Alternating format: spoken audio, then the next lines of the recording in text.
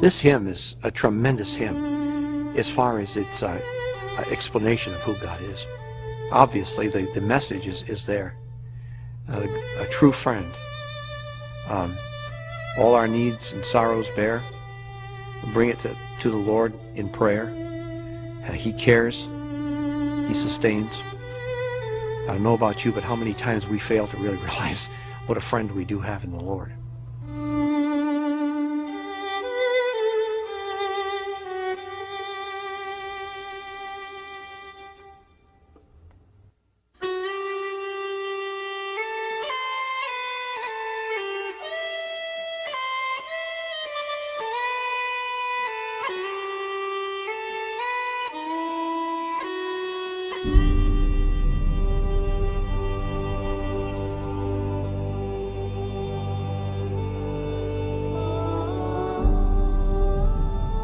In the spring of 1844, the hills of Ireland were green. Clouds drifted across painted skies. And for a young Irishman, the future was filled with hope and promise. Joseph Scriven had completed his university education and returned to his home outside of Dublin. He was engaged to his childhood love and soon planned to take her hand in marriage.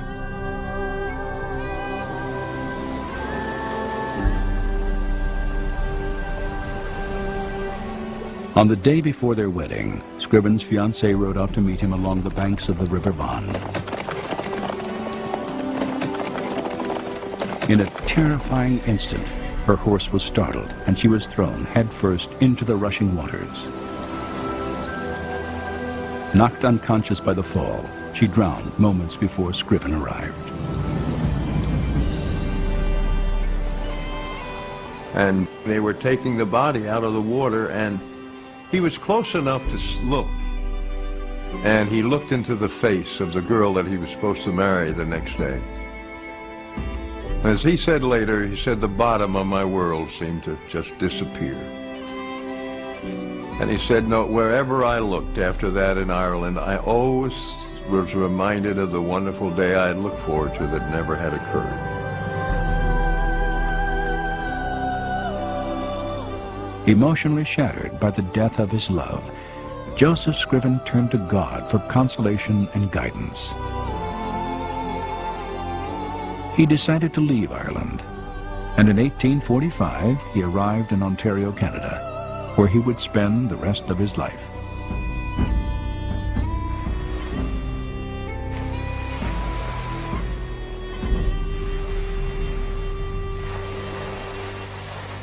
Scriven settled near the town of Port Hope, on the shores of Lake Ontario. There he committed himself to the ideals of Christ's Sermon on the Mount, devoting his life to helping others in need.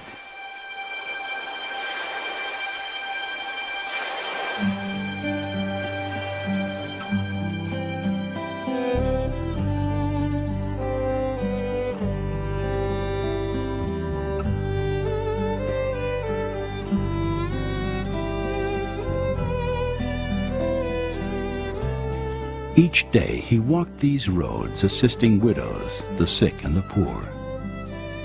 It was said that he never once denied a request for help, and that his greatest desire was to reflect the love of God through his life. For nearly 40 years, Joseph Scriven was a living light of charity and faith in this small Canadian town. And for his acts of kindness, he came to be known as the Good Samaritan of Port Hope. So he devoted his life to love and good deeds for the people of his community there. And they saw him walking down the street carrying a sawhorse and a saw, and someone in the community said, well, there's Joseph Scriven. He's willing to saw wood for anyone. And this particular individual said, boy, I'd like to hire him to do it for me. I'd love to find a sober young man to cut wood for me. And this individual responded, well, you won't get Joseph Scriven because he only helps the people who cannot pay or have no resources for which to reimburse you. So he really did want to help people out of the goodness of his heart because of God's grace.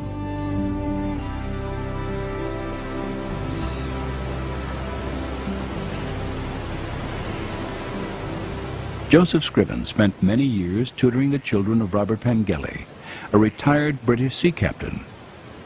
It was in this house that he met and fell in love with Pengelly's niece, Eliza Roche.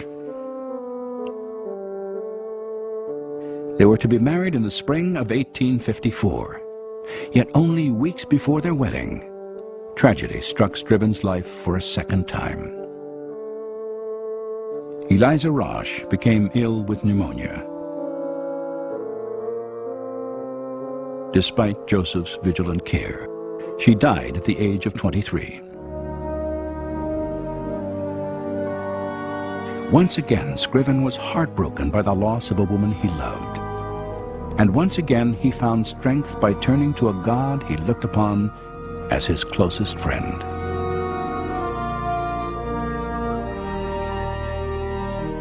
The following year, he wrote a poem to his mother in Ireland. His words described this extraordinary friendship that had given him purpose and hope in the face of devastating pain.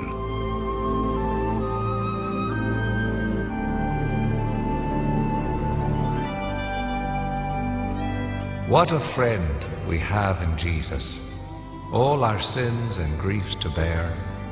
What a privilege to carry everything to God in prayer. Oh, what peace we often forfeit. Oh, what needless pain we bear. All because we do not carry everything to God in prayer. In simple yet eloquent language, Joseph Scriven, a man well acquainted with sorrow and loneliness, had defined for the world the essence of a right relationship with God.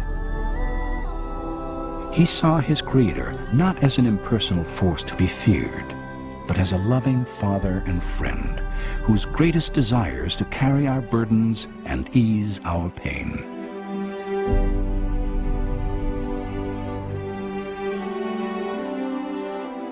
For the rest of his life, Scriven would continue to demonstrate his faith throughout Port Hope. And today, more than a century after his death, his profound insights into the true character of God still resound through the legacy of a timeless hymn.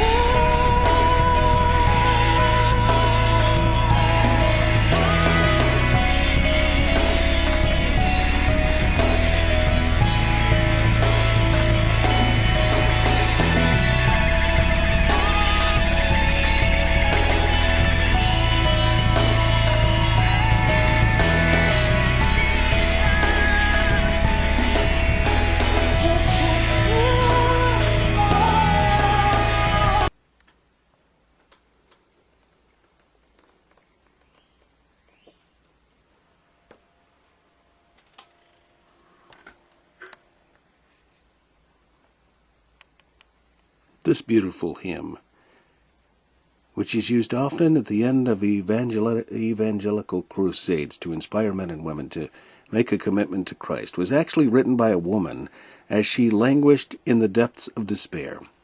Charlotte Elliott, at the age of 45, felt she was useless as a laborer for God. She lay in her sick bed. She mentally enumerated the things for which she could give thanks and ended up writing them in the verses we now know as Just As I Am. Charlotte Elliott lived a carefree and happy life as she grew up in England at the end of the 18th century. She was a gifted artist and became popular for her portrait work. In addition to her artistic talents, she wrote humorous verses, which were published to some acclaim. With the coming of her 30th year, however, Charlotte's health began to fail, and by the time she was 31, she was bedridden. The swift decline in her health and in the ability to enjoy the life she had always known led her to become despondent as she lay in her bed month after month. Her family became more and more concerned, not only about her physical condition, but about her emotional health as well. In 1822, the noted Swiss evangelist Henry Caesar Milan was visiting the city of Brighton, England. Charlotte's father invited Dr. Milan to visit their home and asked him to speak with Charlotte. In the course of their conversation, Charlotte told the evangelist that she did not know how to find Christ. Milan's reply was, "Come to him just as you are." With that simple encouragement, Charlotte saw the dawn of hope through her depression and made a personal commitment to follow Christ. Her physical health did not change, but her emotional state improved dramatically. From that day on, she celebrated what she called a spiritual birthday each year to commemorate the day on which she turned over her life to Christ. Several years passed, and Charlotte Elliott's brother, a pastor in a small Brighton parish, was trying to raise enough money to build a school for the children of poor clergymen. To assist in the fundraising, he had organized a bazaar. Members of the parish were hard at work making handicrafts and baked goods to donate, but Charlotte, at home in bed, was frustrated and ill, unable to help, yet longing to do something for the worthwhile cause. On the day of the bazaar, after the family had left the house, Charlotte was alone in her bed, pondering her situation. She gathered pen and paper and decided to write down the reasons for her trust in Christ under the title, "Him that cometh to me I will in no wise cast out." John 6:37. She wrote the stanzas we know today as Just As I Am. It would seem that Dr. Milan's words had come back to comfort her as she repeated them at the beginning of each stanza. Charlotte's sister-in-law, returning from the bazaar, found the poem, and without Charlotte's knowledge, had it printed as a leaflet in 1835. The following year it was included in a book of Charlotte's poetries entitled The Invalid's Hymn Book. It is interesting to note that although Charlotte had despaired over her inability to help out her brother's building project, it was her hymn, Just As I Am, that brought in more funds than all the other money-raising projects combined. In a letter her brother wrote, "In the course of a long ministry I hope to have been permitted to see some fruit of my labors, but I feel more has been done by a single hymn of my sister's." While she was plagued with illness, pain, and fatigue, for over 51 years, Charlotte Elliott wrote several books and over 150 hymns, many of which were especially aimed at comforting those who were ill or suffering. When she died on September 22, 1871, at the age of 82, she left a rich legacy. In the years since she wrote Just As I Am, countless Christians have shared her experience of faith and renewed their commitment to Christ through her simple yet moving words. Few swan songs in all earth's history have been so honored by God and man. So wrote Amos R. Wells regarding Abide With Me. Henry Francis Lyte, the author of this, one of the greatest of all hymns, was delicate in health all of his life, yet In spite of this, he toiled some 24 years as the pastor of rough seafaring men in a little church on the seashore at Devonshire, England. The real change in Light's life had come when a fellow pastor, on his deathbed, had sent for Lyle to come and give him spiritual light and encouragement. To the grief of both of them, they found they had been blind leaders of the blind.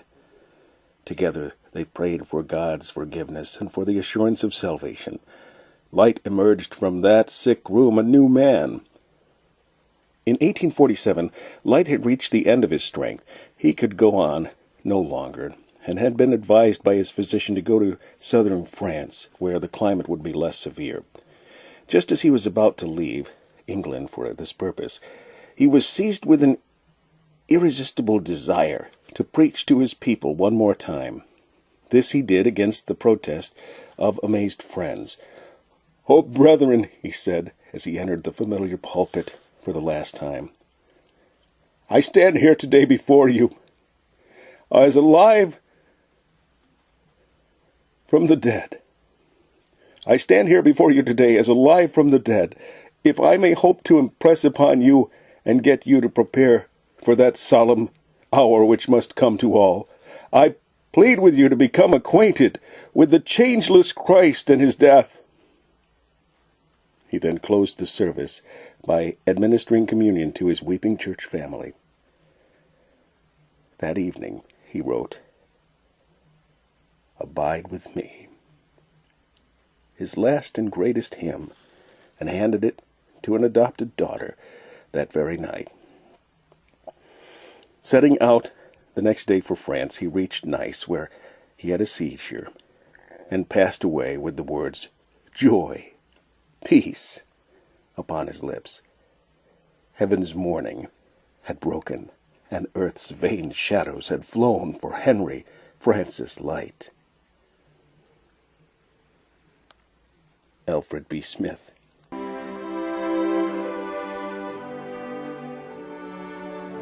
Suffering with what we would call today chronic fatigue syndrome, Charlotte Elliott of Brighton, England, was an embittered woman. She had been vibrant and lively in her youth, but now her health was broken and the disability had hardened her.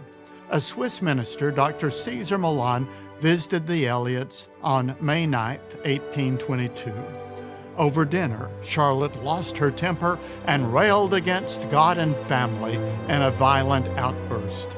"If God loved me," she yelled, "he would not have treated me this way. What kind of God would do this to me?" Her embarrassed family left the room, and Dr. Milan was left alone with her. You could have cut the silence with a knife. "You are tired of yourself, aren't you?" he asked. "You are holding to your hate and anger because you have nothing else in the world to cling to. Consequently, you have become sour, bitter, and resentful." "So what is your cure?" asked Charlotte. "The faith you are trying to despise," he answered. As they talked, Charlotte softened. "If I wanted to become a Christian and to share the peace and joy you possess," she finally asked, "what would I do?" "You would give yourself to God just as you are now, with your fighting and fears, hates and loves, pride and shame." "I would come to God just as I am? Is that right?" Charlotte did come just as she was. Her heart was changed that day, and as time passed, she found and claimed John 6:37 as a special verse for her. "He who comes to me, I will by no means cast out." Years later, her brother, Reverend Henry Elliott, was raising funds for a school for the children of poor clergymen. Charlotte wrote a poem. It was printed and sold across England. The leaflet said, "Sold for the benefit of St. Margaret's Hall, Brighton. Him that cometh to me, I will in no wise cast out." Underneath was Charlotte's poem, which has since become the most famous invitational hymn in history, "Just as I Am." Despite her chronic fatigue, Charlotte lived to be about 82. and wrote about 150 hymns. As her loved ones sifted through her papers after her death, they found over 1,000 letters she had kept from people which expressed their gratitude for the way this hymn had touched their lives.